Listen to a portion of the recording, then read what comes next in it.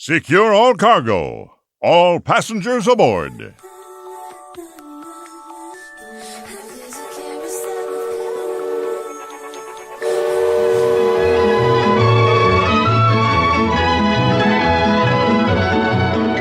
Bowman, cast off bow line. Engine room, ahead 1/4.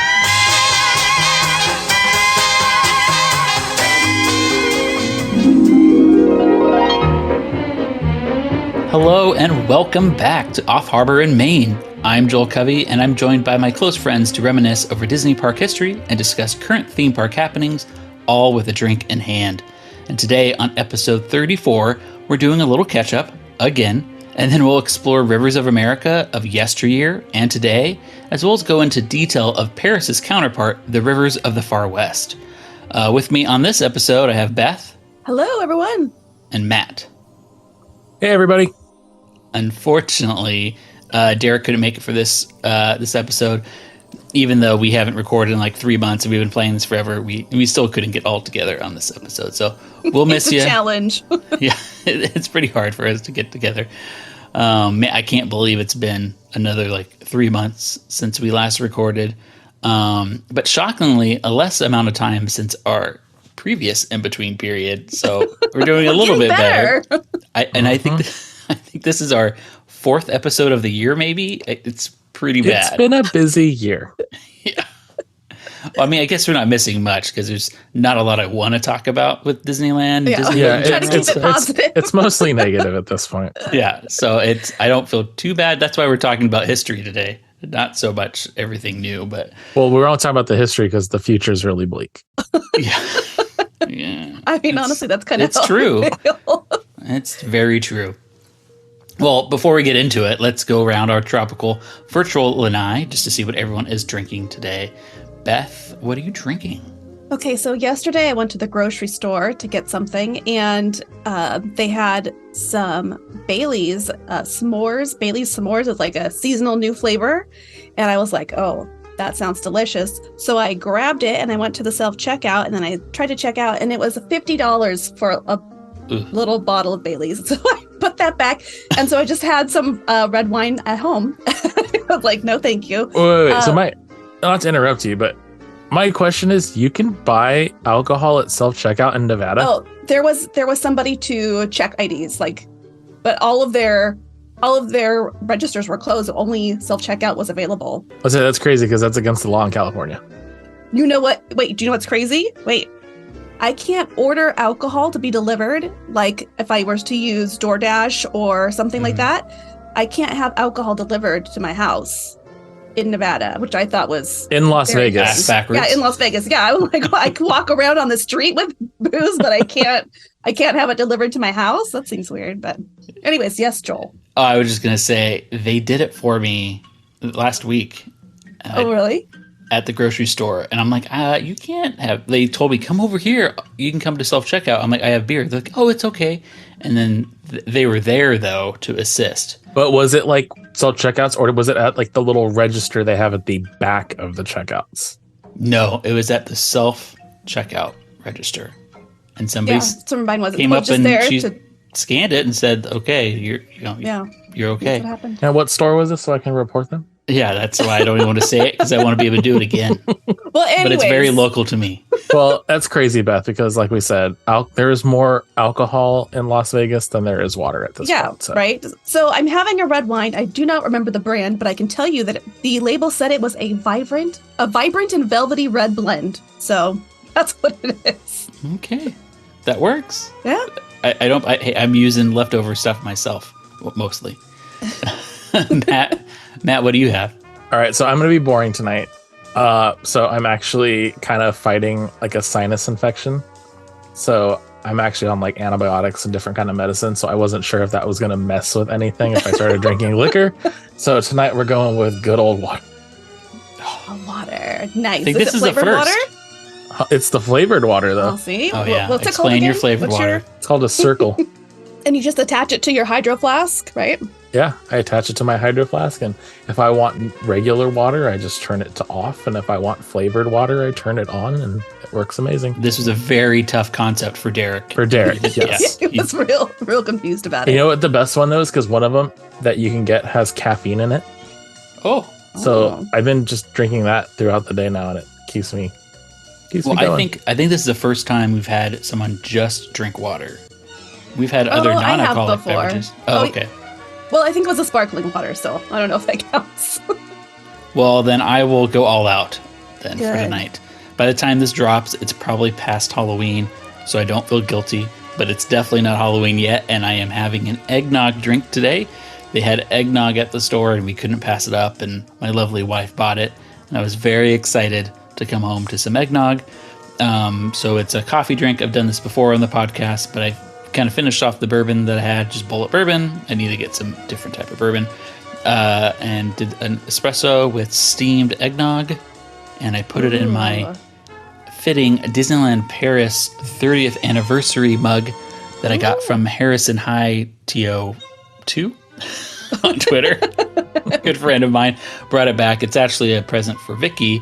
Oh wow, you're stealing Vicky's. But you've taken it. Wow. I have taken it. I am. It's my favorite. So do you hear that, thank Harrison? Thank you, Harrison. And you know what? It's It's happening. totally fine because Monday night at 12 a.m.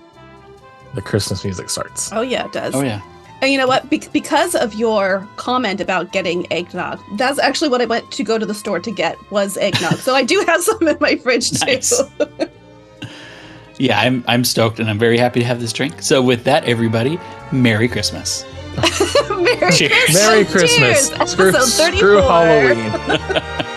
Well, this might be our only podcast until Christmas. Until so. New Year's. Yeah. Well, something I wouldn't say negative. To me, it's positive.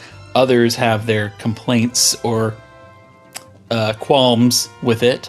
But I am very happy with the fact that we finally have MagicBand on the West Coast.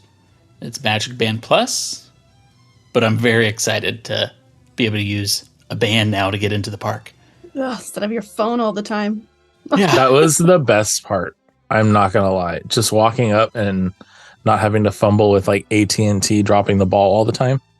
It was amazing. Yes. Well, I want to get into this all one of a little bit. all of the tickets on your phone and Yes.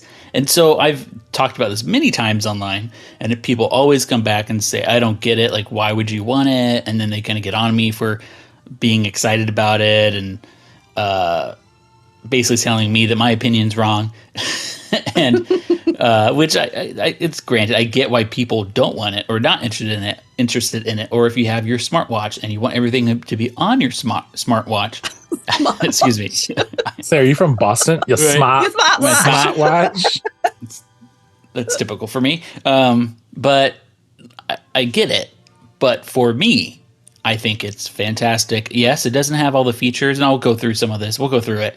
But it doesn't have all the features from Florida yet. They probably won't even get every feature that Florida has, but there's a lot that's still going to come. It's still in its infancy.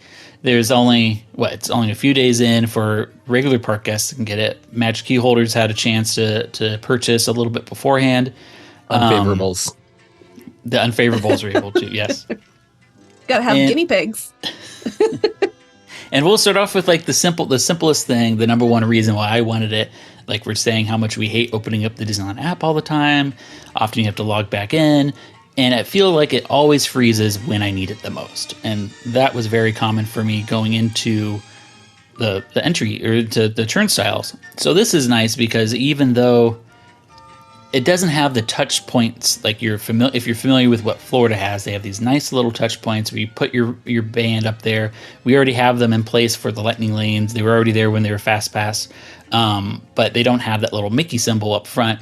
So when you go up to a cast member at the entrance, they still have to scan you with their phone. And right now it's a little buggy because they have to still switch over from like a different way to scan on the phone. Really? Oh.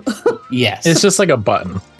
Well, yeah, but still, that's just. But still, until yeah. it's annoying, yeah. Yeah, it's not quite as simple or logistic free as going up to the lightning lane. Holding touch your points. wrist, going. Yeah. But regardless, I didn't have to get out my phone.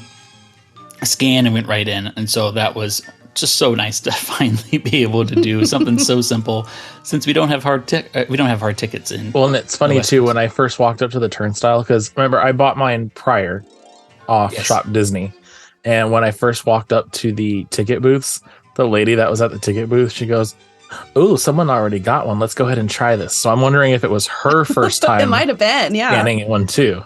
When I walked up, the girl there was like, "Oh, okay." I got to like she was fumbling. You could tell she hadn't done it that much yet, and she was able to quickly do it, but she was kind of like a little unsure. So maybe they have a little learning curve at the very beginning here. I'm sure it's fine now, but I'm happy with that. But like Beth said, it's also nice to not have to like swipe through. I had all of yours on Well, my but I mean that you account. probably had like 5 on there, right? 5 or 6. I mean, only sociopaths have more than 20 passes on their phone. No, I don't have 20 friends. But yes, it is nice you don't have to swipe through. And then if you go over to like other touch points, at least you have them for the lightning lanes. So if you do end up getting Genie Plus, or if you for some reason received a lightning lane because, like for us, an attraction broke down while we're waiting for it, we were able to get a lightning lane added to our ticket, if you will, and we were able to go over to Monsters After Dark. Yeah, that's what it's called. Yeah, that was a win though. It was a huge win because it was a 45-minute wait for Web Slingers, and we got in there and it broke down. And we wanted to ride Guardians, but it was like 100 and something minutes. Oh, nice. So we walked right out of Web Slingers with our passes and went straight into Guardians of the Galaxy. And that was my like moment of like euphoria. Until he got off the ride and he was nauseous. Yeah, I still get sick from that ride. But oh no, Joel. I know, I'm getting old. It stops and I look at him and it's like, "You good?" Nope.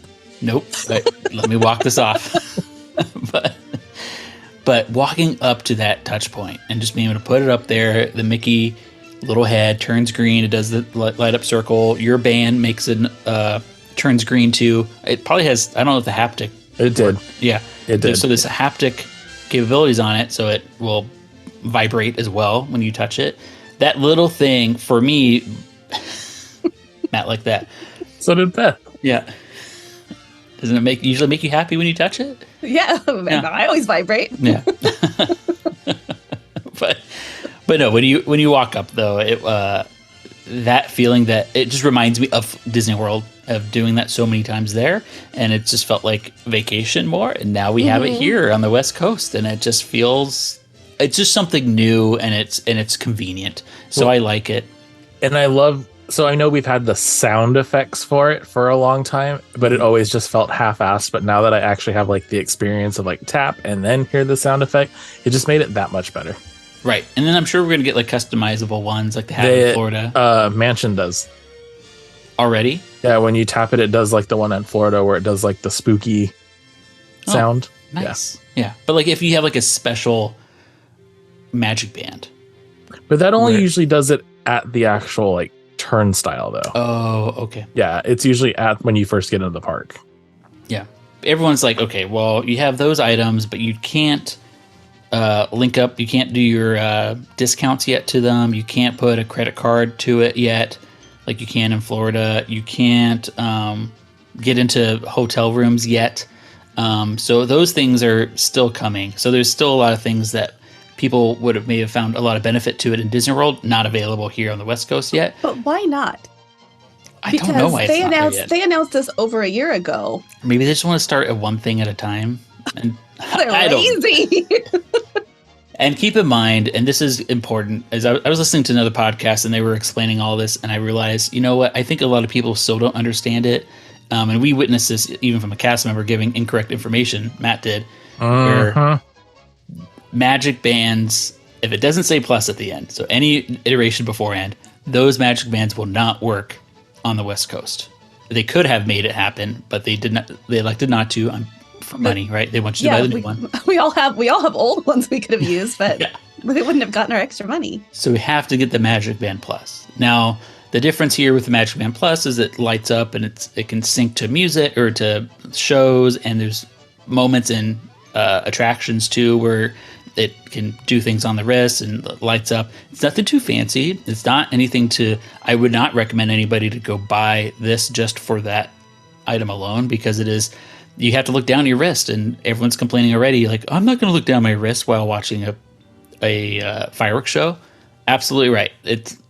I did. I sure did. I definitely looked. But are you going to do it every time? Probably not. No. It's kind of like, well, I want to watch the show, not keep looking at my wrist. So I get it. So it's just an add-on. Just think of it as an added benefit. Now, the price point, I don't think is overwhelming. I don't think it's too expensive. Yeah, they have limited time ones that Matt got, like the limited edition. He got the Epcot 41, which looks amazing. It was like $50. Yeah, 55. But you know what? I love Epcot. I had to he's get wearing an Epcot shirt. As I'm wearing an Epcot shirt too. Yeah. So I get it. I've said that a lot. But I got the plain white one. It's so different for me. I would never normally do this, but I really liked how it looked. Cream, sir. It is cream. You're right. It is cream. You got Yes, the cream color cream, one. please. That was $34.99 before discount. I do have an Inspire Pass, which is the highest tier, and that got me $7 off. And yeah, that's holding up her pinky at me. I get it, but it got me $7 off, so it was $28. I thought is a very reasonable price for what this sucker does. I'm happy with it. That's not bad. I mean, if I have to pay $28 to get something a little bit better than a plastic card, since I'm not going to get that, it's not a bad deal. Right, and then if you add in there are added experiences that I think are great. I mean, we can get into Bounty Hunter, and we'll talk about that game for just a little bit. But also, I didn't even realize this because we only used it for a few hours while we were there, and I've only used it once in the park. But like Haunted Mansion, you go on it, and it does beat red, and then the haptics beat with the heartbeat as well. And I think that's just a nice, fun little added experience that I think it's worth it for that price. And you can make it your own. It's kind of just added flair for you. And how many people have something random on them for added Disney flair when they go to the parks? So I think it's an appropriate price. Going into the Bounty Hunter game, so Matt, Derick, and myself went with Braden. Beth's never going to be with us because she moved away. Someday, maybe, if Disney doesn't keep pissing me off. So we convinced Derick, though, at least to get it. I don't think we actually convinced him. I think he was going to get anyway, but he said if he twisted his arm, and that he was jealous to see us. Yeah. But can we also touch on that? That line was stupid. I don't even want to get into it. I was so annoyed that it just didn't need to happen. They were pulsing how many people could go in to look at and buy them, but you had to be a Magic Key holder already. There was plenty of space, and this guy was... Not just him. There was multiple cast members doing the same thing. And they would only pulse in a few people at a time when really you could have at least tripled it. Well, yeah, because remember, me and Braden were inside the store, just leaning up against one of the racks. And I'm like, you guys, there are 2 people in the area. Yeah. And this isn't a small, 1 rack or 2 rack. There was 6 racks in a very large space that they could have just let people come in. I think they were also trying to explain it to everyone coming in because a lot of people have no idea what it is. They just kind of think, oh, this looks cool and it does something that lights up. They want to get it, but they want to, I think, also stress hey, this is all it does so far. I don't get it thinking it's going to do all these extra things. Yeah. When in reality, it's kind of it's really just a phase 0. Pass. Yeah. But we did Bounty Hunter. We did just a few of them. We caught a couple of bounties, I guess you would say, at the end of the day over Galaxy's Edge. Do you want to explain a little bit of the game, Matt? Yeah, so I like it. I think we're kind of finally starting to go that direction with Galaxy's Edge that we were kind of promised at the beginning. And I know it's kind of a small step, but we're going in the right direction. So the fact that you just go there, you tap your band, and the only thing that sucks though is there's only 1 touch point to start this game. So when you start the game, there's this whole tutorial that displays on the screen before you even get your first bounty. And you figure everybody is just now getting a MagicBand. So everybody's going up there watching this tutorial. They need to have, that one set up, but they need to have maybe a couple smaller stations with just a simple screen on it that, if I'm a returning person, I can just go out there, tap it, get my bounty and go. Because by the end of the night, when we went back the second time, the line was going to the entrance of the land. Oh, geez. And I was like, yeah, I don't need to play it again. Right. And the best way to describe it is it's kind of hot and cold. So, like if you were playing as a kid, playing hot and cold and just saying hot, hot, hot, or getting cold, cold, getting further away from something. In this case, you're trying to get to doorways where if you've been to Galaxy's Edge, you know they have those lights around the doors or the transponders, what I don't know what you want to call those. The little panels that you use, you do the bounty, the outpost game where you capture the flag kind of. Right. And so you go to those locations. When you're using the phone, you can actually scan the door and it will show whoever your creature, if you will, is behind that door, and it will show up on your phone. So it looks pretty cool. And you find them by your wrist, or your MagicBand will light up different colors. If it's green, that means you're going the right direction. The haptic vibrations will go faster if the closer you get, or it'll slow down if you're further away. And if you go too far away, it turns red. When you're finally close enough, it turns purple. You scan the band with your phone, and then you're able to see that you caught your bounty. You collect it, and then you have to go back and give it to the collector. I'm sure he has. I don't know what his name was. But the problem right now, as Matt said, there's only one place to return it, and then the place to get told your next bounty is right next to it as well. So you have basically two lines of people just waiting to cycle through. I get why they only started with one, but it's very It's going to be very popular at the beginning. Then they need more ways to start or turn in your bounty, right? Yeah, and one other thing too. I mean, this is actually a pet peeve of mine. Is so you have to use the Play app, which is fine. But when you go into the Play app, you don't go into the actual data pad for Galaxy's Edge. You have to keep scrolling through all the games until you find the one that says Batu Bounty Hunters, which then opens up a version of the data pad just for that game. And then at the very end, when you collect your credits, it doesn't show up in that screen anymore. If you want to see how many credits you actually earned, you have to go back into the actual Star Wars data pad.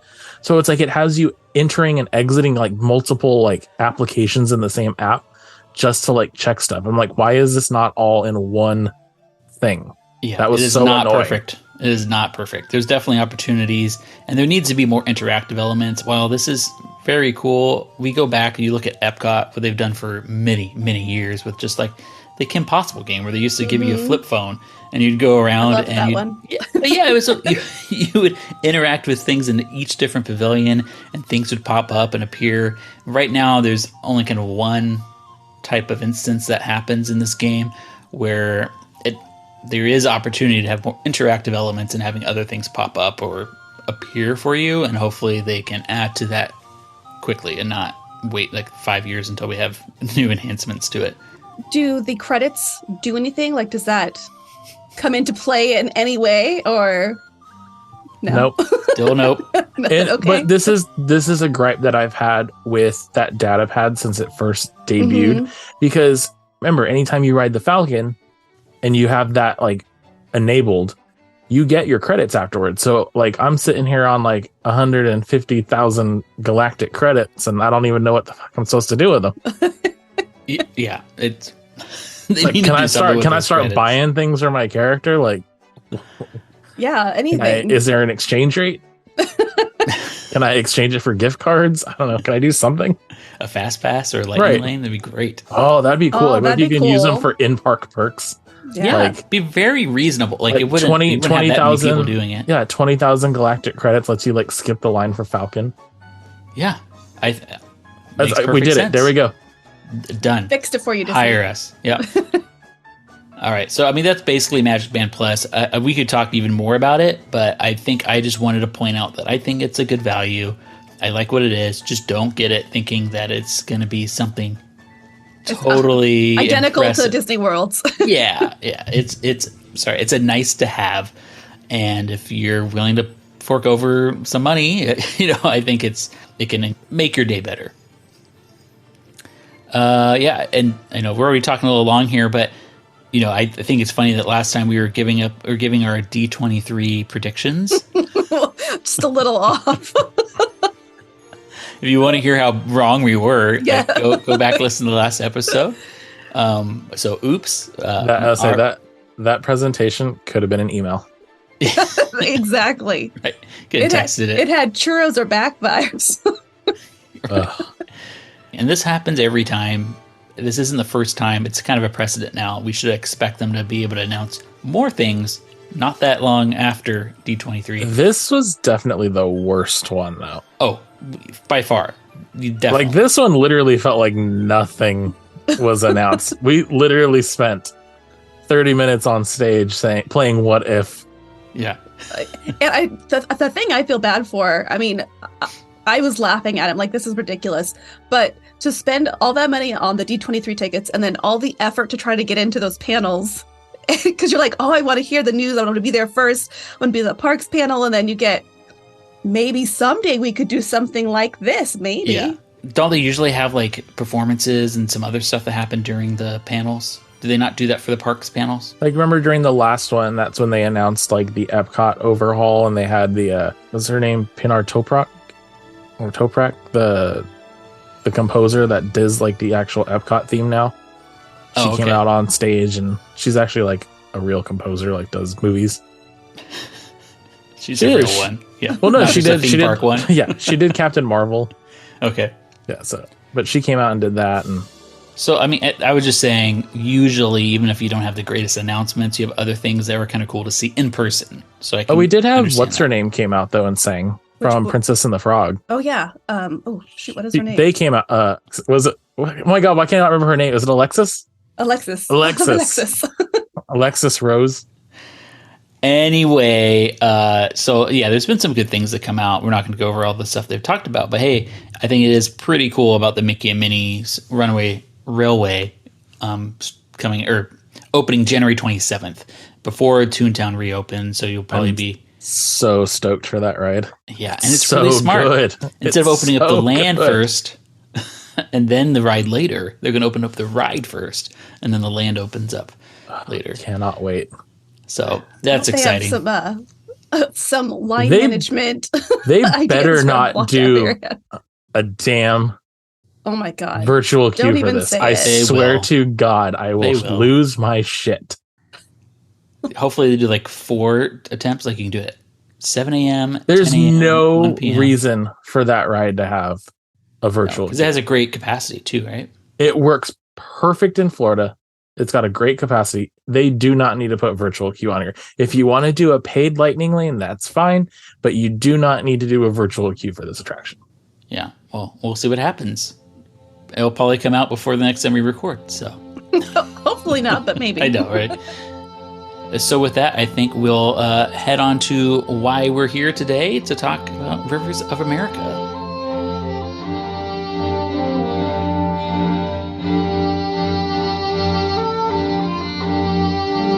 Let's head down to Frontierland, Indian Village, and what would later become New Orleans Square. We're heading to the banks of the Rivers of America. Today as yesterday, the rivers of Frontierland are teeming with traffic. Rafts carry passengers to and from Tom Sawyer's Island. And the proud queen of the river is the Mark Twain.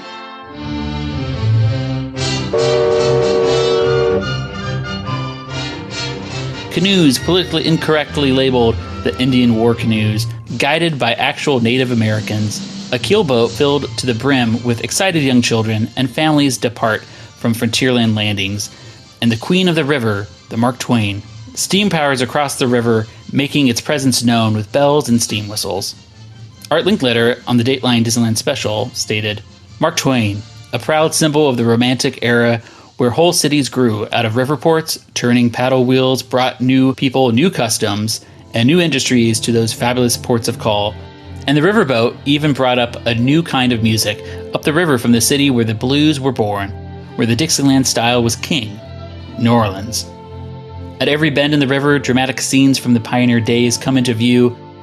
A settler's cabin is a fire set ablaze by flaming arrows, and wildlife is abundant with many scenes not apparent at today's Disneyland's waterfront.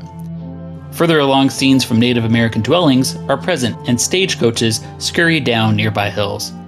While the original river was rather problematic to today's standards, its wilderness vibe and historic representation of the importance of the rivers of America remain. Mark Twain.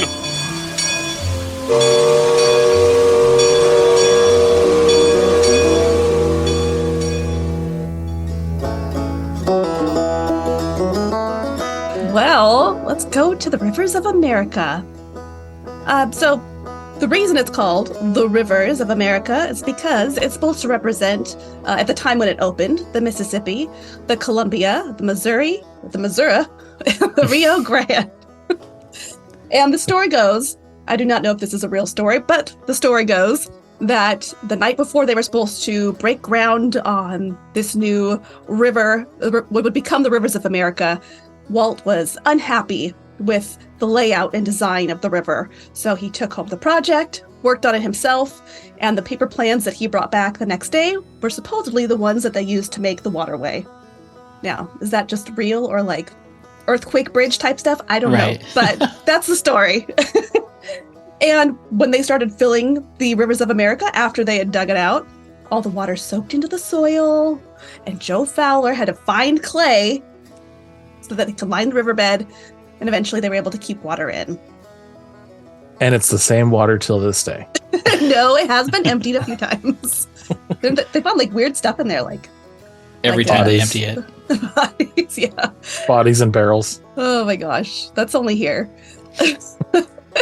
And then before Disneyland opened, it had its inaugural sale with Walt and Lillian for their anniversary. They celebrated with all their family and friends, and they took it out on its inaugural tour around the rivers, which, you know, it's something I think about literally every time I get on. It's like, oh, Walt like stood here like this. This was his baby. And so Mark Twain, as we discussed earlier, was one of the opening day attractions. And it was officially christened on the park opening day on July 17th, when actress Irene Dunne christened the riverboat, using a bottle with water from a number of major American rivers. Apparently it was very difficult for her to break. I don't know if they put it in like a special bottle, but she had a hard time breaking it. But it was tap. It was probably, but they said it was water from the riverways of America. It's my pleasure to introduce the lovely lady and famous star whom Mr. Disney has asked to christen the Mark Twain. Ladies and gentlemen, Miss Irene Dunne. Hello, Irene. How are you? It's listing. It's listing a little because it'll be shoving off in a moment. Yes, well, this is an authentic stern wheeler. Did you know that? 105 feet long. Well, how do you know all this? Well, you see, my father used to be supervising general of steamships in America, and my grandfather used to build boats like this. I'll bet your dad would love to be here today, up there standing by the wheelhouse. I can almost see him standing up there now with the captain alongside of him, just as though it were the greatest place in the world. Well, now, Miss Dunn, you're holding a very special bottle here in your arms. Yes, I am. You see, this bottle contains waters from all the leading rivers in America. Brought here from all these towns by the great rivers. That's right. So with these precious waters, I'm going to christen this boat the Mark Twain. And there the boat is christened, and it starts on its daily trips up and down the rivers of America. Thank you, Miss Dunn. Thank you. And now, ladies and gentlemen, I've got other places to go, and the Commodore, Admiral Joe Fowler, up there in the wheelhouse, looks like they're getting ready to shove off. Goodbye, everybody. Have a good ride. There goes the whistle. It was the first functional riverboat to be built in the United States for 50 years. So it's a long time. They had a little bit of a challenge trying to like figure out how to manufacture it and how to make it. And then when they were building it, Joe Fowler, again, insisted that they build a dry dock for it. And Walt was upset. He didn't want to take up all that space. But can you imagine if they hadn't built it? Like, what would they do if there was no dry dock? Oh, if they didn't build a dry dock? Yeah, like what? They would never be able to work on it? You always think that Walt's a visionary, but it was a little and you could never short-sighted have, right there. you'd always need to have two ships working. Yeah, you couldn't have one like in pair. Dry dock. And did you mention and how Mark Twain, like the majority of it was built in one of the sound stages at the Disney Studios? Right, yes. And they brought it over. Yeah. Yes. 50 years, first one. And then also there was the Indian Village, which was at this time was on the border between Adventureland and Frontierland, near Aunt Jemima's Pancake House. At that time, it wasn't too much. It was basically a collection of teepees with a dance circle. They included a bunch of tribal symbols that represented the sun, and it was done by an Imagineer, Sam McKim. And he based all of his information on reference books from the Disney Studios library. So I don't know how accurate they were or what kind of books they were from, but we should literally do a whole episode on this because it is so interesting. For the time, I feel like it was incredibly forward-thinking. They had actual Native Americans were there, sharing their culture, sharing their customs. They didn't wear Disneyland costumes. They brought their own regalia in for performing. So while they did have, yes, the Indian war canoes, quote unquote, and sometimes some what we would consider offensive now, the cabin, for the time, the Indian village itself was actually fairly forward thinking. Yeah, it's really trying to celebrate its culture. Yeah. The right way. Yeah. Oh, and then in December of 1955, the Mike Fink keelboats opened. They debuted on Christmas Day. And there were two of them. There was the Gullywumper, which belonged to Mike Fink, and the Bertha May, which belonged to Davy Crockett. And the original boats that they had on the river were the ones that they actually used when filming the Davy Crockett programs. So they were straight from the set.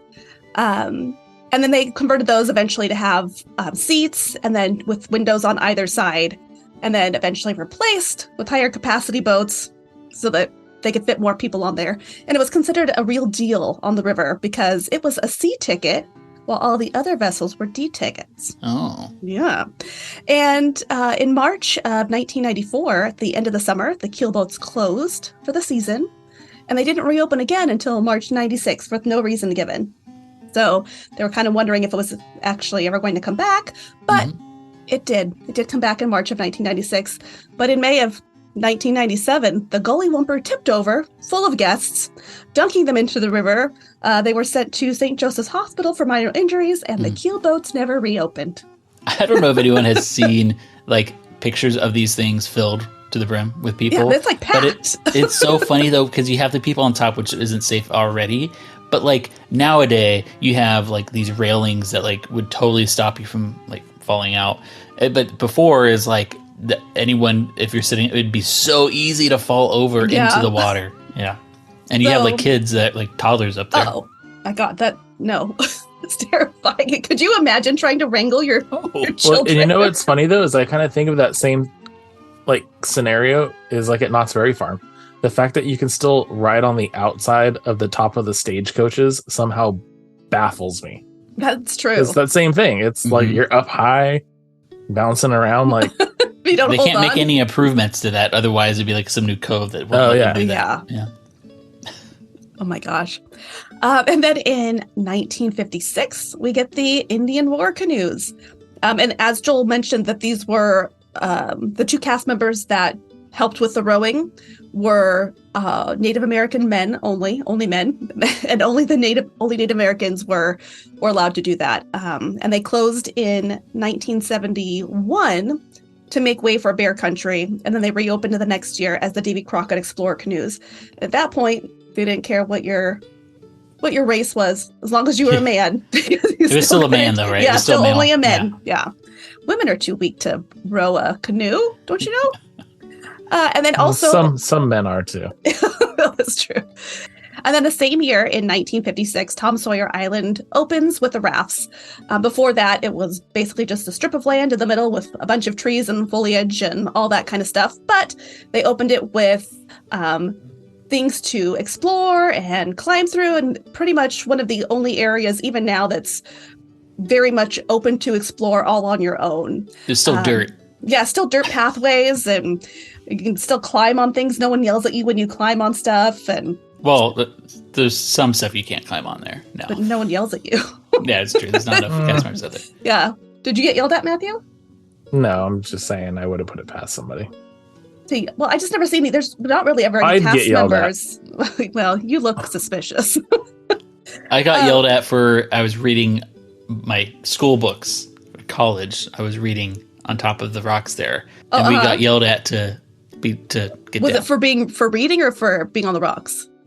For being on the rocks. Okay. They're like, no homework. No reading. How dare you read? You can't bring your homework to Don't Disneyland, better guys. your mind. Yeah. When Tom Sawyer Island opened, it did very briefly allow fishing. They had a netted off area that was stocked with fish. And then guests were encouraged to take their fish over to River Belle Terrace, and they would clean it and gut it and chill it for you. And you could take it home at the end of the day and fry up your dinner. Except that most people didn't do that, and they just carried them around, stuffed them in lockers, or dropped them somewhere. They just began to reek. You know, it would have been better if you could have taken it to the River Belle Terrace and they would have cooked it for you. Yeah, this makes a lot more sense. I did not know about the River Belle Terrace thing where they would freeze it or put it on ice for you. Yeah. That makes so much more sense now. Like, why would they ever think this was okay? But that... Okay. Yeah, just most people just didn't do it. I mean, even still, you still have to like take your fish back across the river, the raft, and then go back over there and we went to like a line. Get in the fish line. Much easier to get to your car back then, though. So you didn't have to worry about true. That's true. Waiting in line for the tram.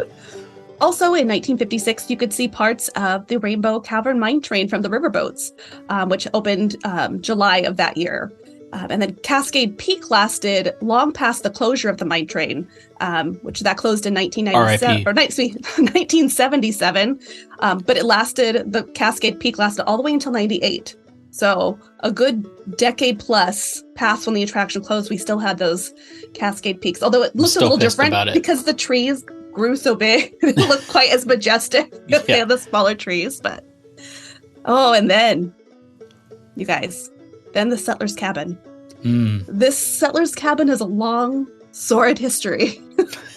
It was there for 2 decades. It was out there. It was burning. There was a settler in front, shot dead with an arrow. I don't remember that. Really? Oh yeah. Yeah, look it up. It's hilarious. I remember the fire. I didn't know there was a dead body. Well, it was like before our time. Yeah. Okay. Yeah. I don't remember that either. I've never seen pictures of it. Really? Mm-mm. Do some research, Matthew.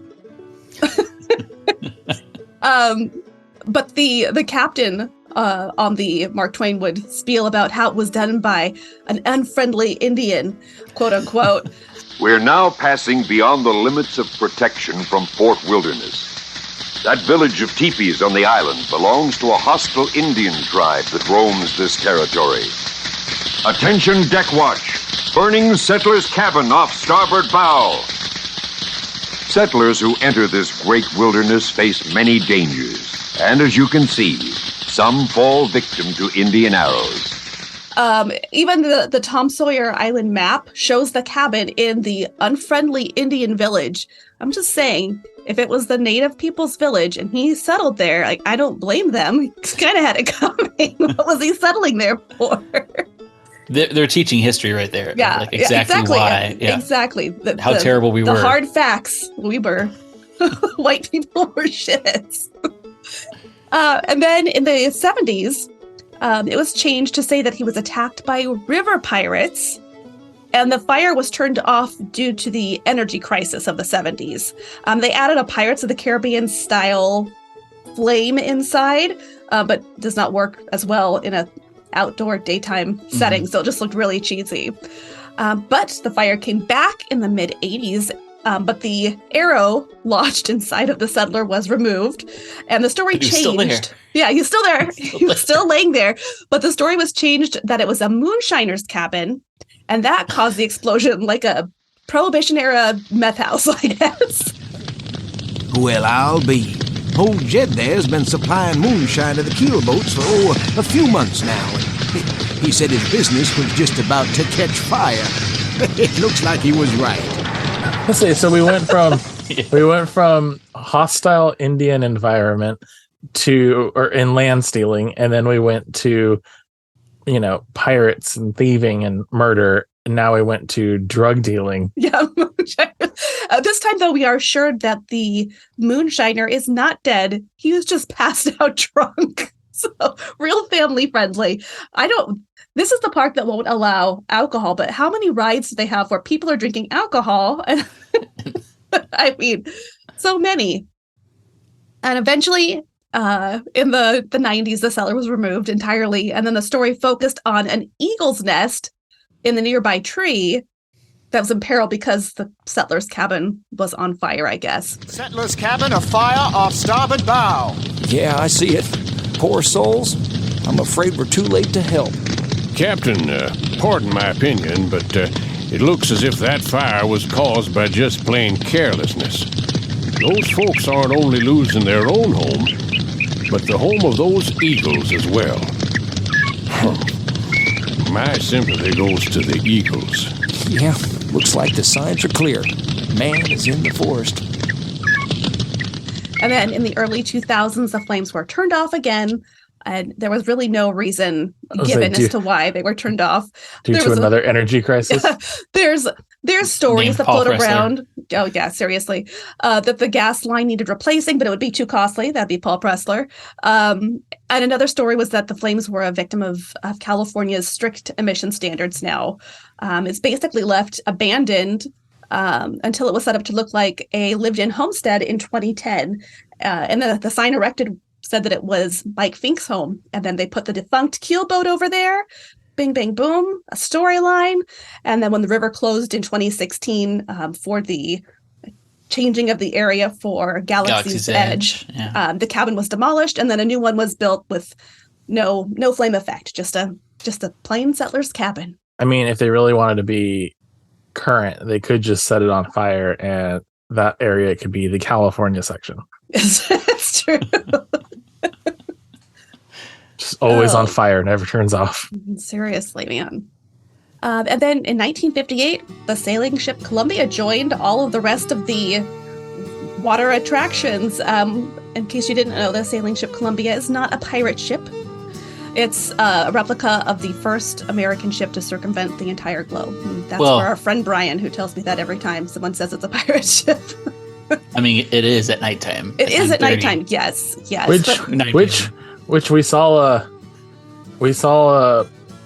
half naked people on the Columbia. Oh the other yeah, day. this is a good story. I was shocked. I was like, oh, okay, maybe I should come back here. Joel was like, there's a girl in a bra on the Columbia. Was it a bra or a bikini? No, it was the bra. So what happens after they do their segment, and on a cloudy night, it's really bright. Like you can really see what's happening. So we were standing where the canoe. In Fantasmic? At the end of Fantasmic, or during Fantasmic. Okay. So if you are standing where the canoe entrance is, the dock for them to unload the Mark Twain and the Columbia for the cast members in Fantasmic's right there. They come by and you can see them perfectly fine because it was cloudy and it's light enough. And those cast members need to run off to the other side, probably to get on Mark Twain or do another segment in Fantasmic. Right. So they start stripping right there before they even get off and like full on like down to their bra. I'm like, what are you doing? Like that's crazy. I thought it was a guest like earlier in the day, but oh wow. No, but the whole time you've got there's a hot Disney tip for you. You've got Elizabeth Swann and Jack Sparrow like waving to the crowd like they're trying to distract you. Don't look at the half-naked people behind me. It's like the Wizard of Oz. Pay no attention to those people. They need like erect a little pop-up dressing room. You could just like jump I was really shocked that they were just. I'm like, just get them off the boat. Maybe they don't realize that you can see on a cloudy day. Oh my gosh! I think they just don't care. They're like, I got to get this done. I got to change, or I'm not going to make my mark. So yeah, that's probably true. Twain. Mark Twain. You said they're not going to make their mark, and I said Twain. Good. I got it. Clever. Okay, just making sure. But one of the cool things about the sailing ship Columbia is that Joe Fowler, here he is again, Mr. Bodie McBoderson, told Walt that it was customary to put a silver dollar under each mast before the mast was set. So Walt Disney personally set one under each of the Columbia's 3 masts. I wonder if it's still there after all this time and all the refurbishments it's been through. Like, I wonder if they've ever had to like remove those. Never existed. It's all made up stories.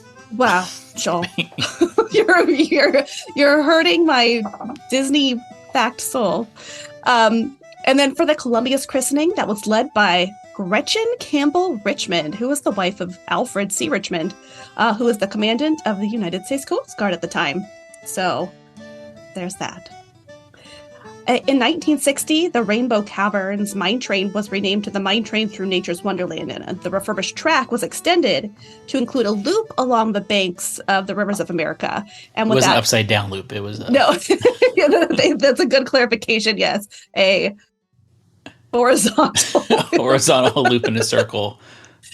With that upgrade, the river's bank got upgraded to include waterfalls and trestles and caves to drive over, so it really kind of enhanced that whole area over there. And honestly, not much else really happened to that whole area. It stayed very much the same until in 1992. A little show came out called Fantasmic. They added, I believe, at least currently, there are currently 21 fountains and 6 whale tails in the rivers of America. And of course, they added the pipes for the flames and all that. And Harper's Mill was added as a stage. So you can kind of go over there and walk around and explore it. But after Tom Sawyer Island was rethemed to Pirate's Lair, it was renamed to Lafitte's Tavern, which I did not remember that when I was looking things up.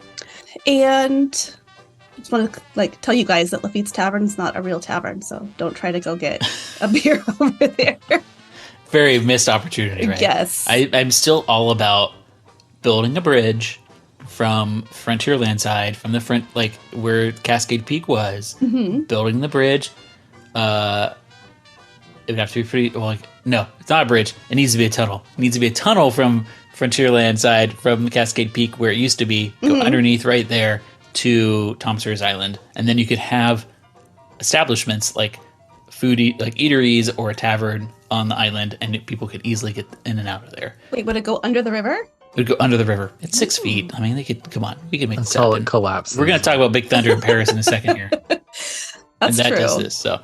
And then in 2010, the Imagineers took what had been formerly the informal concept of the waterways and the 4 different rivers that it represented, and they made it a much more fleshed out idea, adding location-specific plants and rockworks around the river's edge to represent better the different environments that you would encounter on those rivers. I'm glad you bring that up. Sorry to interrupt. I thought that was really cool when they did this back then, because I'm like, this is so smart. Like, before it was just kind of made up, here's some great lush plants, but it didn't really fit for where it's supposed to be. And then they really built this is actually supposed to be here for that river. It really brought the whole river's story to life. It was already such a cool place. It's already going around there. It's beautiful, and it's always an enjoyable experience to go around the river, but just taking those extra steps to flesh out that whole concept was really cool.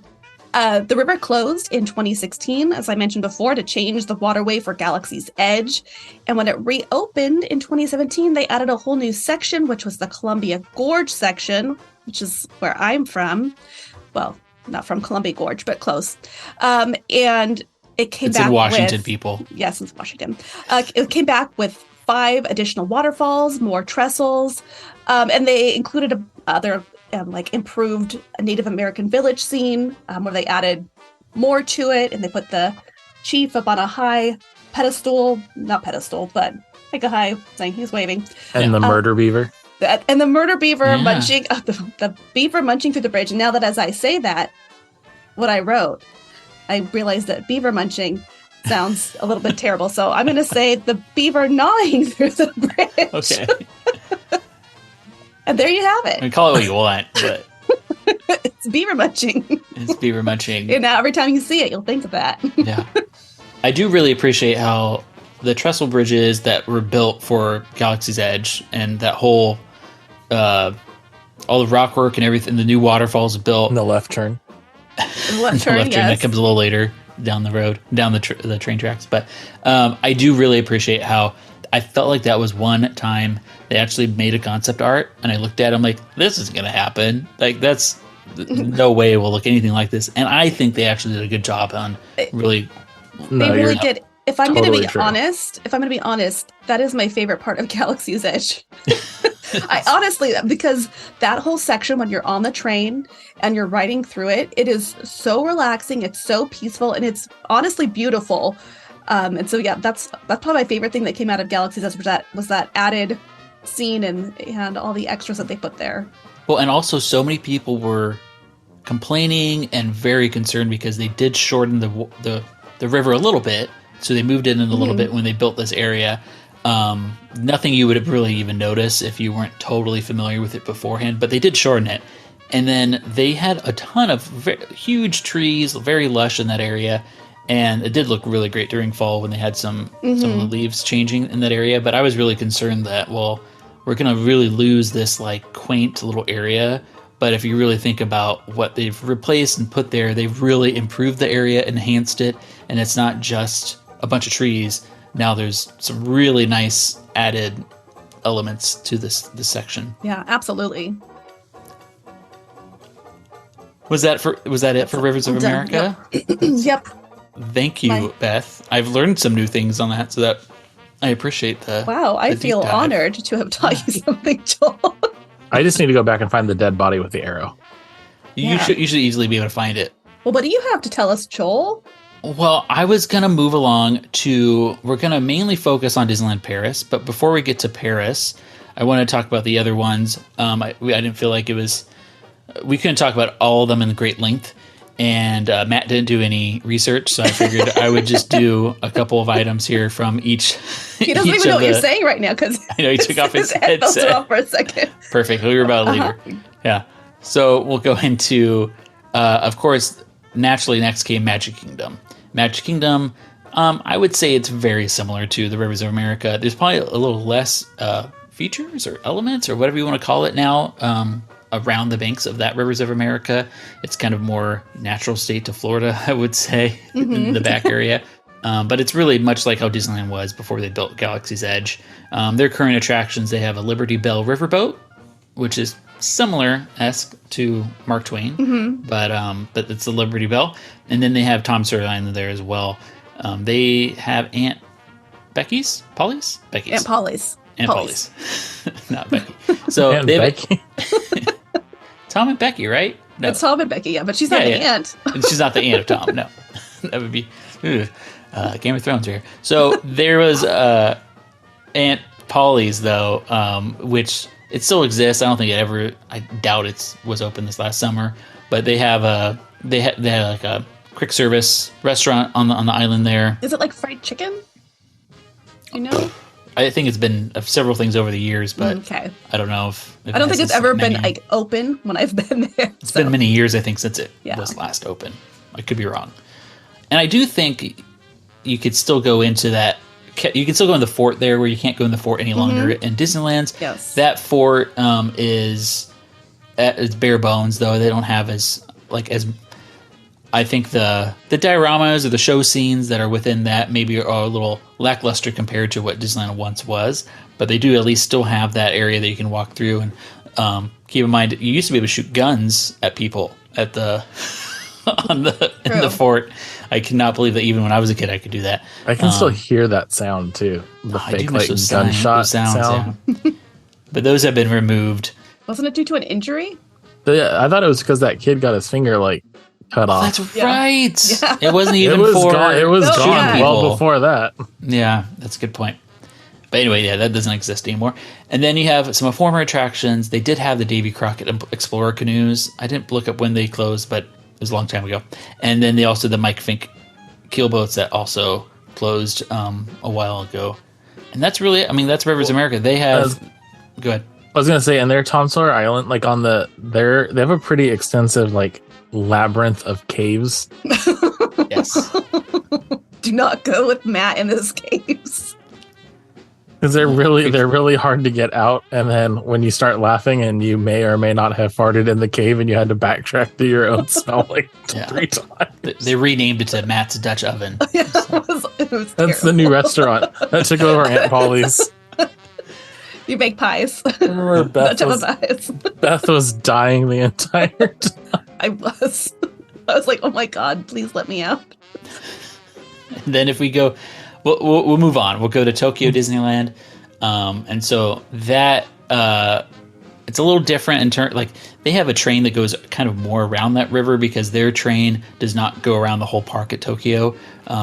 There's a lot of people say it's because if they had to have different stops, then they have to charge it for the government of Japan. Like if you have a train or a mode of transportation, you have to charge to ride it. Just like their monorail system there, you do have to pay to use that monorail. Weird.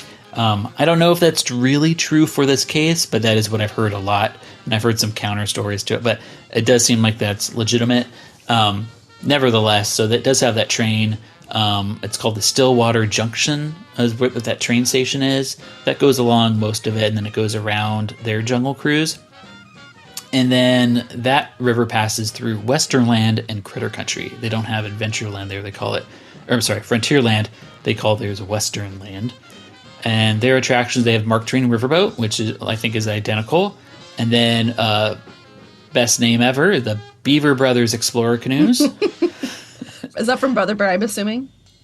I don't think so. No? I don't know why it's called Beaver Brothers. I just assumed it would be from... Yeah. And then they also have a Tom Sawyer Island there. And then if we move ahead, we're going to skip Disneyland Paris for just a moment, and we'll go to Hong Kong Disneyland, which opened in 2005. They don't have a Frontierland there, so they merged the Rivers of America with the Jungle Cruise, and they have the Jungle River Rafts that now travel around the Rivers of Adventure. That's so cool. It's so cool. It looks really pretty.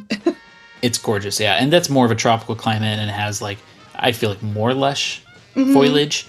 And then they have the Tarzan's Treehouse that's on the island there.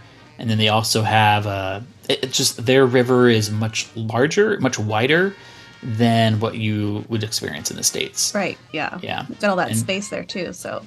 Yeah. And their Jungle River, their Jungle Cruise they have more show elements, or at least bigger show elements, especially towards the end. Fire, yeah. Fire. So it's pretty cool.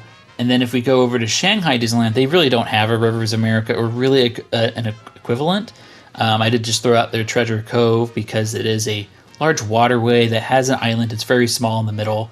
It's on if you're going down, what do they call it, Mickey Mouse Avenue? Mickey Avenue. But if you go down their version of Main Street, it's going to be on your right-hand side, kind of where Arch of Tomorrowland is at Disneyland and Magic Kingdom. But they're Treasure Cove. They have a little island in the middle. It's their pirate-themed area. They have the shipwreck shore. They have Explorer canoes, though, there, which that's why I bring it up, because they do have the canoes that go around. But that's also a very large waterway, which is very wide. And that cove is surrounded by Adventure Isle and the land that's actually called Treasure Cove. And then let's go back to, 1992... to Disneyland Paris. Arrivez le chargement! Tous les passagers à bord! Bowman, cast off bow line. Et en surprendra bien d'autres. Cher Monsieur Twain, merci, et merci à vous tous d'avoir voyagé en notre compagnie. Nous espérons sincèrement vous revoir très bientôt. This one is very comprehensive. You will lose track of what I'm talking about here. It's very confusing, and I had a tough time because there's a lot of different names that we're all familiar with that all kind of, it's basically built all around one story, and it's the most comprehensive or full story, I would say, that was kind of built with the park, and it includes Big Thunder Mountain and their Frontierland and their Phantom Manor. All is included within this story, so it gets a little much at times, but their river is called the Rivers of the Far West. So it's a series of rivers found south of Thunder Mesa, Arizona. Their river is known, I would say, for the Big Thunder Mountain is actually sitting on the center island as opposed to Tom Sawyer's Island. So to get to Big Thunder Mountain, you load not on the island, on the shore, the mainland, and then you end up going, when you go on Big Thunder Mountain, you go underneath the tunnel. The fastest point of the ride is actually at the end, unlike the ones in the States and at Tokyo. This one actually gets faster at the very end as you go through a very fast spot that goes through underneath the river to get you back to the loading station. They fixed their error. Right. I mean, I love that ride, but that ending is always a little lackluster. Yeah. So I always thought that was really cool. So that's that's the main difference just right off the bat. It's like you have Thunder Mountain in the middle of that river. The boats there, you have Mark Twain, and that's based on the Anaheim Park's original riverboat, the Stern Wheeler. And then you have Molly Brown, named after the Titanic survivor, or also Jack Dawson's first-class passenger trainer. Is the only side wheeler in a Disney park. So and the Kathy Bates. Yeah, there you go. Mm-hmm. So this is where it gets a little confusing. May 16th in 2005, Molly Brown's engine overheated. Although there was no visible fire, there was smoke damage and to the ship as well as her engines. Guests were actually ferried ashore by the River Rogue keelboats, because they had the keelboats at one time there as well. And the engine system was badly damaged, and Molly Brown remained out of operation for many months. And so later that year in September of 2005, Molly Brown was moved to dry dock. They were smart, right? And they built that dry dock. Thanks, Joe Fowler. Yeah. And in March of 2006, Mark Twain finally resumed operation from Thunder Mesa Riverboat Landing, as that one was in dry dock previously. So they've had a lot of issues with usually only one boat in operation, one boat's kind of deteriorating. This was quite a while ago at this point, but Molly Brown was taken out of commission, and then Mark Twain came back. Molly Brown's long refurbishment wouldn't be completed until April of 2007. Great, everything's all great, right? But then in 2010, Molly Brown had to be rebuilt from scratch.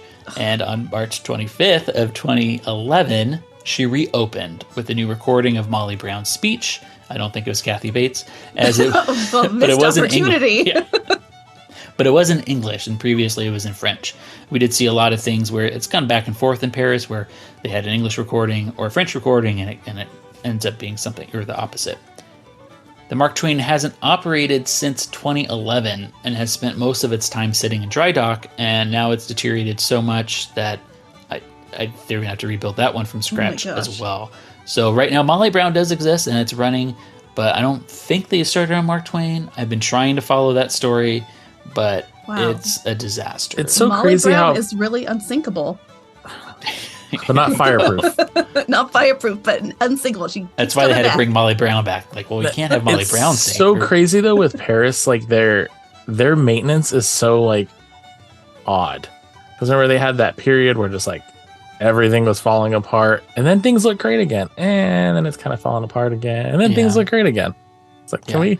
They also have to deal with the elements of the weather is terrible there during the winter, and at least Disney fully owns it. They've bought Disneyland Paris, so there's no longer another stakeholder. It's all Disneyland or Disney, and at least hopefully they keep up to the Disney standards. But there was definitely a time which is kind of low nowadays.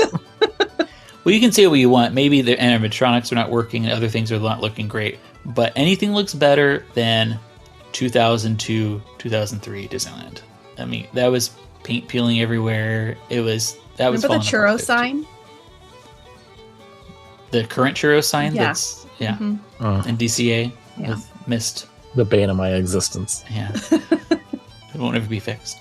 There's a supply issue, Matt. I could go down to Hobby Lobby and buy like hell, at this point you could probably make it on a Cricut. And make everything on a Cricut. Their Imagineering team's just printing shit on a Cricut. They got to figure out some ways to save some money. So here, we're going to get into the story a little bit for this river. So the rivers connect to a variety of towns and settlements in the Big Thunder region, including Rainbow Ridge, Tumbleweed, and Stillwater Junction, while also having a passage to Grizzly Gulch, California.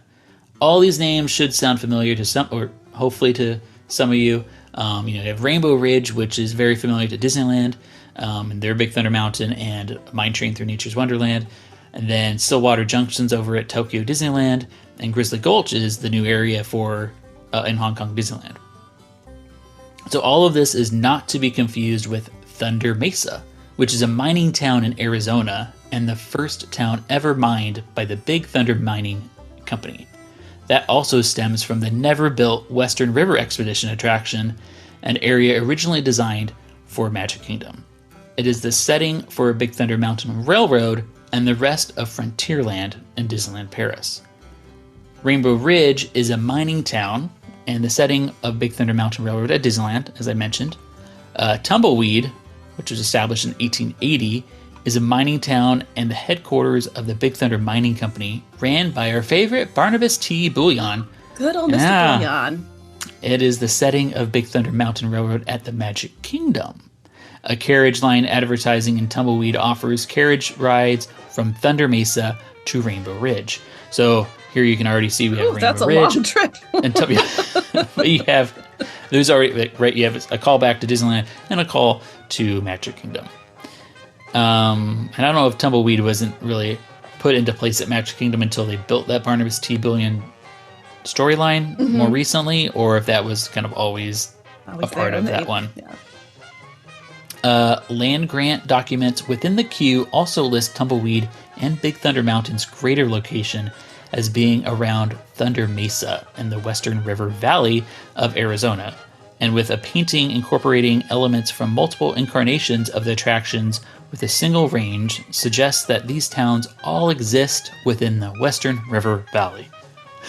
So these are great names, but it's just wow. Thunder Mesa is referenced in an advertisement, or as they would say, an I can't ever say it how Advertisement. Advertisement. Yeah. For the Mark Twain riverboat in Disneyland's Rivers of America. The advertisement mentions the rivers of the Far West and shows the riverboat passing by Fort Comstock. And Stillwater Junction is a town which was built in Big Thunder Mountain, in the Big Thunder Mountain Range at some point prior to 1880s. The town was found along the rivers of the Far West, could be accessed by the steamboats of the region, and is a town located along Tokyo Disneyland's Western River Railroad attraction, like I mentioned before. So it's pretty crazy. It's a culmination of all this stuff coming together. So a couple of things that I find surprising. So I never knew that Thunder Mesa was supposed to be Arizona.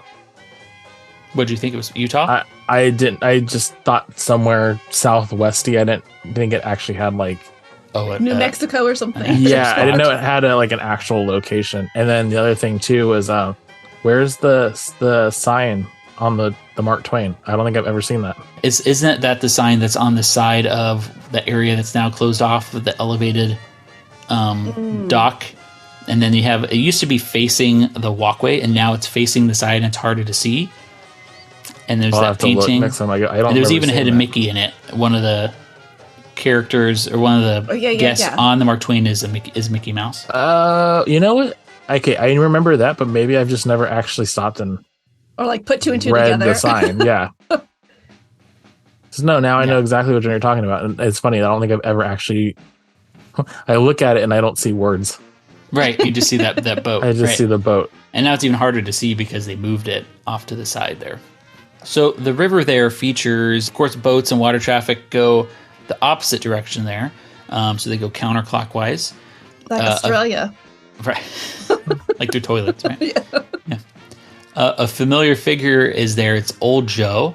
It's been nicknamed from Pirates. Is also found along this river, just like you see in Magic Kingdom. You also see him in Pirates of the Caribbean on the deck with his banjo, which he's not playing. It's in the. It never made sense he should be playing the banjo, but the banjo music is coming from I always imagine the, that he is.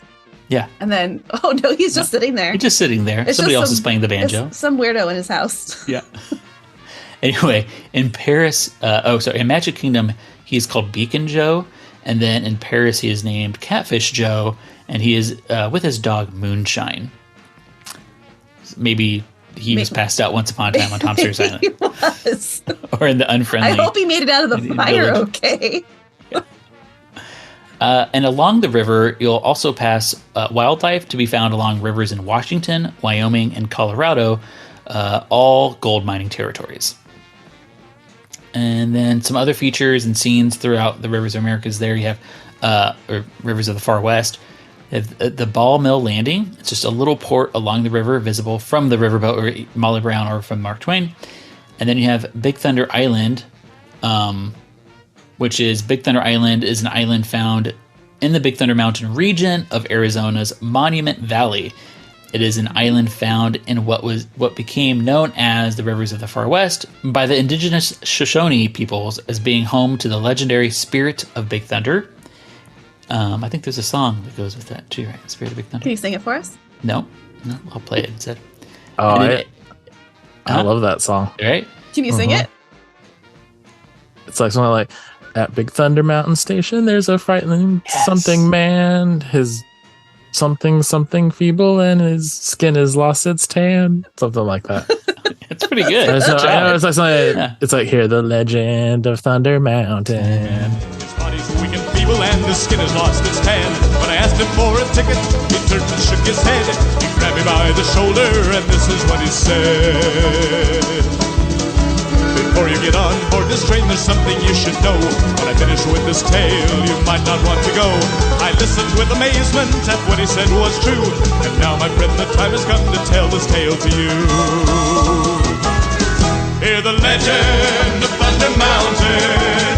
If you weak of heart, and stay away from Big Thunder Mountain Railroad. Maybe it's just the legend of Big Thunder Mountain, not the spirit of it. Oh man, I miss recording with you guys.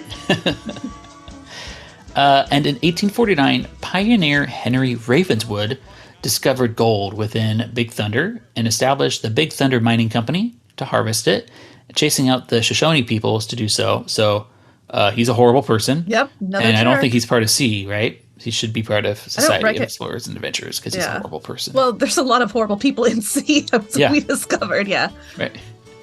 In 1860, the spirit of Big Thunder caused a massive earthquake which killed Henry Ravenswood and sunk a portion of Thunder Mesa into the haunted Phantom Canyon. Ooh. Yeah. Then you have Boot Hill and Ravenswood Manor. Ravenswood Manor, or Phantom Manor, was once home to Henry and his family. After his death, the townsfolk began to talk about the old house and the family that lived in it, and some say that Ravenswood still lives in the house, keeping an eye on it and his daughter Melanie.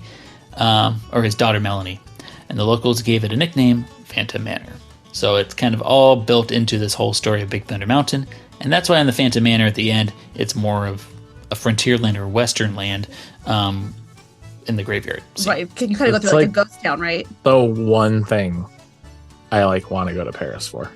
Phantom Manor in general? Yeah, there's really not much in Paris that I'm drawn to, but I love everything about that ride.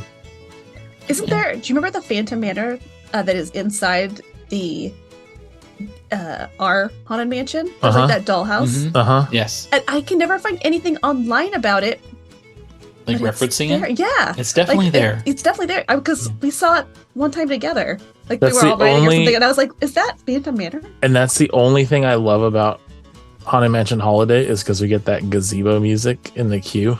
Oh, yeah. From the music box. From Phantom Manor. I love it. There's also Geronimo Landing. I don't have any details on that. And there's Geyser Plateau and Rainbow Arch. Yeah. It's portside. There's a beautiful natural arch bridge there. I'm sure if you ever look at pictures of rivers of the far west of Disneyland Paris, they usually show that arch. On the starboard side, you can see the Frontierland Geyser Basin. I went in a little bit of detail on this because they've spent a lot of work on fixing it up. And not just enhancements, but just fixing it because it was dilapidated for a while. So Jeff Burke, who's the show producer of Frontierland and Disneyland Paris, he stated, the natural bridge that's connected to Big Thunder Mountain's south side and then plunges into the river is styled after a double O arch, which is found in Utah's Arches National Park. The original geyser basin is based on Yellowstone's Mammoth Hot Springs.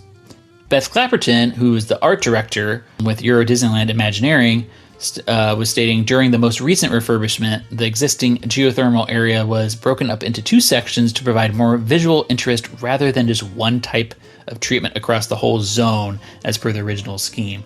Kind of like what Beth was talking about with our Rivers of America at Disneyland, they went in and really kind of enhanced the whole area and made things just kind of make sense to the different rivers it represents in the areas. The left-hand section is to be the oldest and active and overrun with plants. The part still features the skeleton of the dinosaur, as children love discovering this element. That's kind of baked into the rock there. And the central and foreground zones feature the actual geysers. They erupt with varying timing. The intensity of geyser is now recreated with pressurized water and water mist. And I guess this is more efficient and less costly than the liquid nitrogen that was originally used. They added compressed air as an audio effect to enhance the experience. Well, I remember those geysers from like photos that I used to see of Paris. That was one of those sections that had fallen into like big time disrepair, and they redid the entire thing, and now it looks great. Yeah, I don't know if I mentioned it here later, because what they did here is they made it easier to get to these show effects, which is like genius. They built it so you can go underneath these caves or this rock work and actually attend to any of those show elements or show effects and actually work on them, where I bet before it would be really hard to fix them or repair. Get equipment over there and whatnot. Yeah.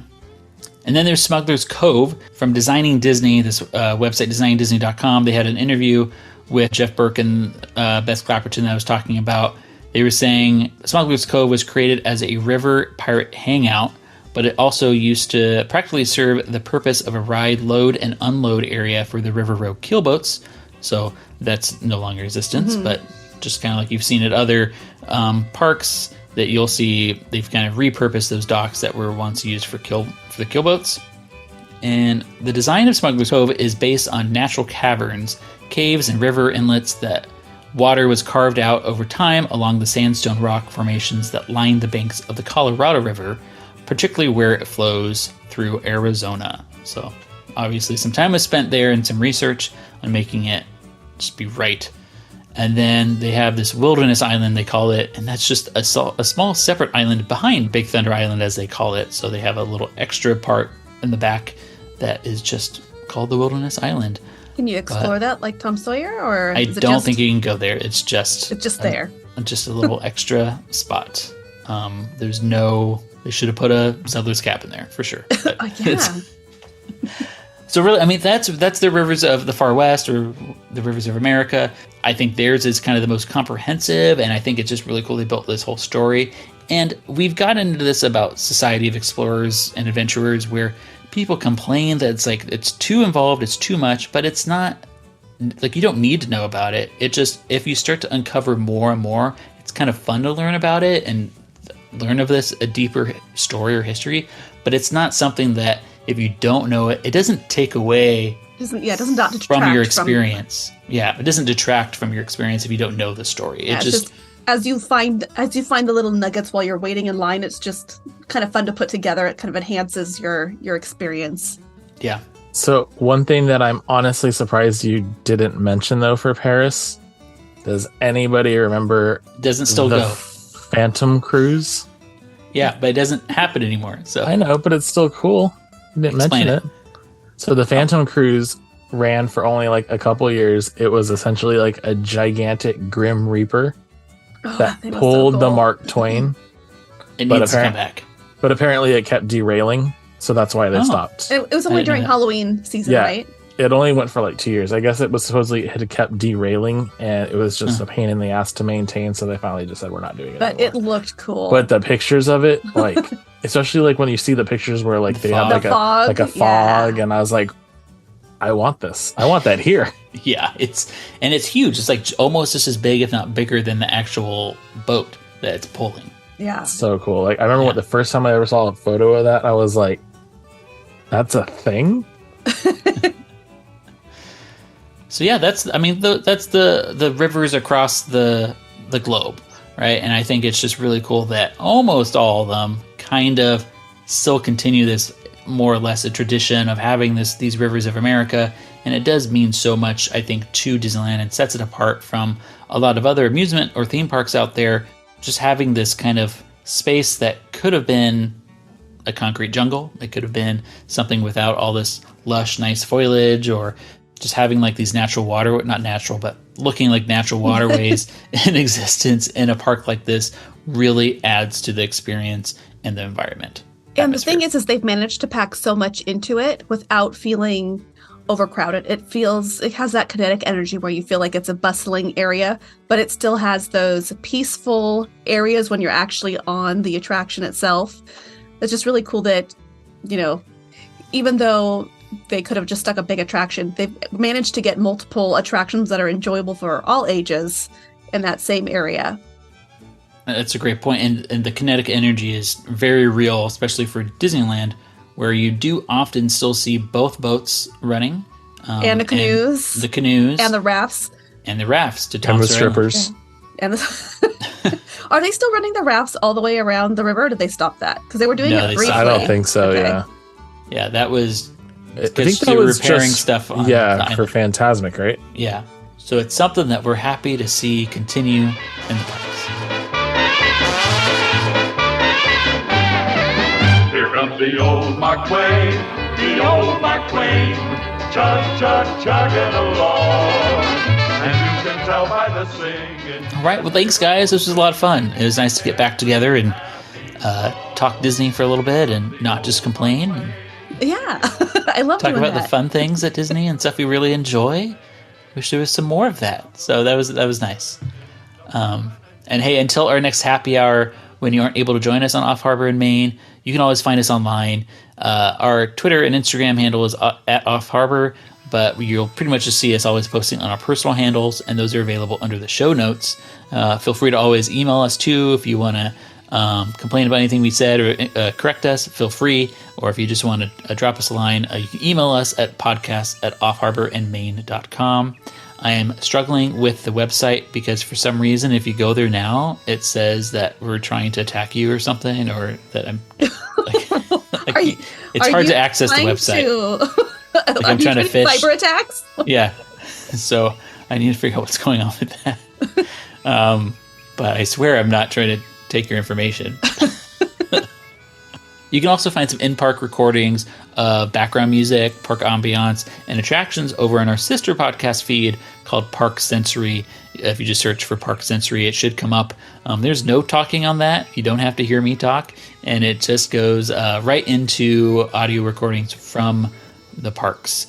So I enjoy even listening to myself, and I feel like that's a good testament to some enjoyable things to listen to on there.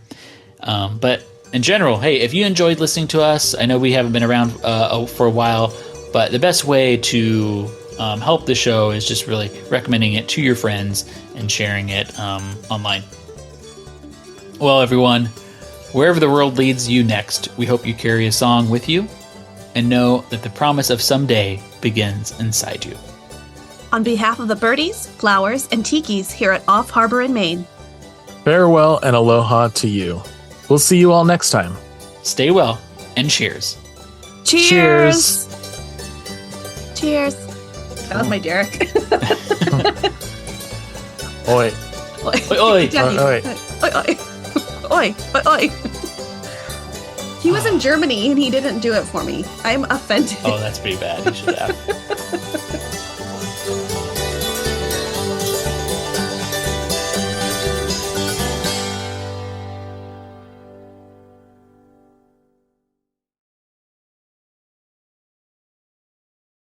To let you know, though, if I have to drink my water, I'm going to have to mute because the only thing about this water bottle is when you drink from it, it is obnoxiously loud. Like, we're going to have to demonstrate. You can hear like the I couldn't even hear it. We couldn't even hear it. Yeah. Awesome. Feel free. No need to mute. Because it has one of like the little hole on it to get like the air, so it sounds like someone's going like. Oh my god! I hope everyone's wearing headphones for that. That's good. From Princess and the Frog. Oh yeah. Oh shoot. What is her name? They came out. Is it Annika Noni Rose? Yeah, something Rose. It starts with an A. Rose. A Rose. Yeah, A Rose. So yeah, at least you saw that. I'm just trying to. Alexa.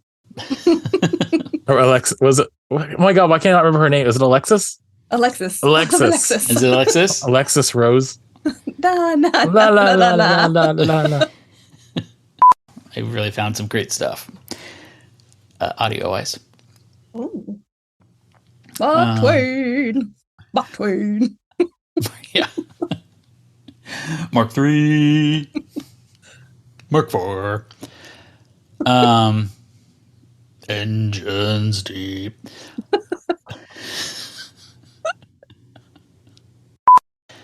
Let's head down to Disneyland. On the banks of Frontierland, Indian Village, and what would become New Orleans Square, to the banks. That doesn't make any sense. It's too much to the banks. You wrote it. I know. This is when I'm writing on my phone while trying to watch the kids at the same time. To the banks, to the wall. These sweat drips down these balls. That's every day in Florida. I wouldn't know. Let's head down to Disneyland, down to Frontierland, Indian Village, and what would later become New Orleans Square. We're heading down to the banks of the rivers of America. You just said down 3 times. just in case you wanted to know, because you were worried about banks. You said down 3 times. You just added an extra down. Let's head down to Frontierland and the Indian Village, what would later become New Orleans Square. Well, that's not what later became New Orleans Square. I don't know then, but that's what you put. And 3 different areas along the rivers of America. Critter Country, Matthew. Come on. Yeah.